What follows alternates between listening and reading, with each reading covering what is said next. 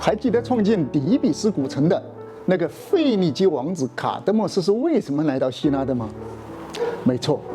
他是来找他的被宙斯骗走的妹妹欧罗巴的。话说呀，天神宙斯呢，将东方王国腓尼基的公主拐骗到了一片遥远的大陆，便以这位公主的名字命名这片大陆，叫欧罗巴。之后呢，公主就为宙斯生下了一个儿子，这个儿子就是后来的国王米诺斯。而这一片叫欧罗巴的大陆呢，就是今天希腊最大的岛屿克里特岛。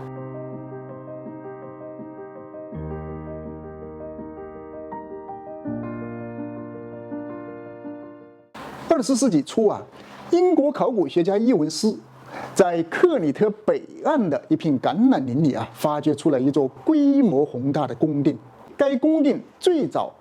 建立于公元前2000年左右，经历过多次的系统性修复与扩建后呢，其占地面积达到了14000平方米左右。根据从这座功能齐全、通风、采光、上下水排水系统都非常先进的建筑群，以及从这里出土的大量的壁画、无数的刻制泥板和各种精美的文物，伊文斯根据荷马史诗在《奥德赛》第19章的描述认为这里就是克罗索斯宫，同时命名它为米诺斯文明。那么是谁最初创造了这一个文明呢？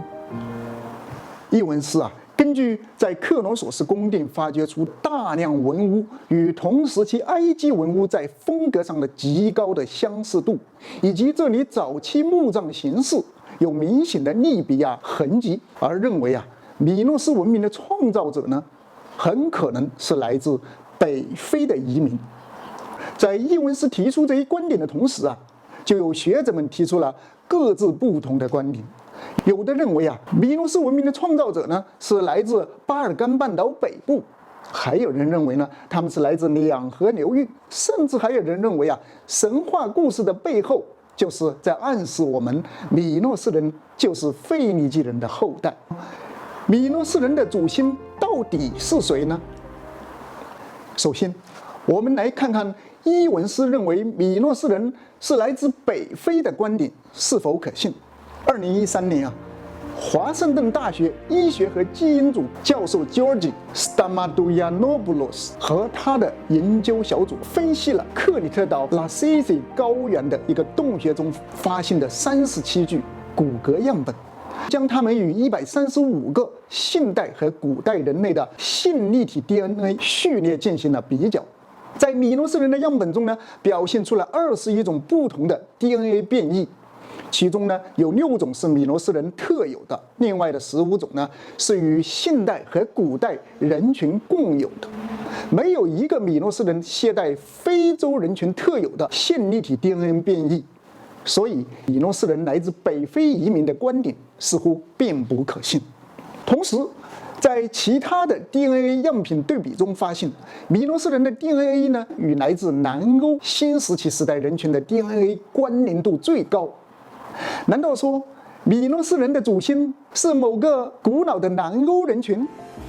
在进一步的研究中研究人员提取了19个个体全基因组数据，其中包括米诺斯人、迈锡尼人、希腊大陆的新石器时代的个体，以及来自安纳多利亚南部青铜时代个体，进行了更全面的分析与对比后，真相终于大白了。原来米诺斯人的祖先与南欧人的祖先都是来自于大约9000年前新石器时代的安纳多利亚地区的一次大规模的人类迁徙。他们中的一支呢，抵达了克里特岛，大约4000年后创造了米诺斯文明；另一支呢，到达了希腊大陆的南欧地区。至此那些早期争论不休的北非论、两河流域论和巴尔干论等观点就都不攻自破了。然而，这一支来自安纳托利亚的史前人类是如何在克里特岛发展出了这一支迄今为止欧洲最早的先进文明呢？我们下期见。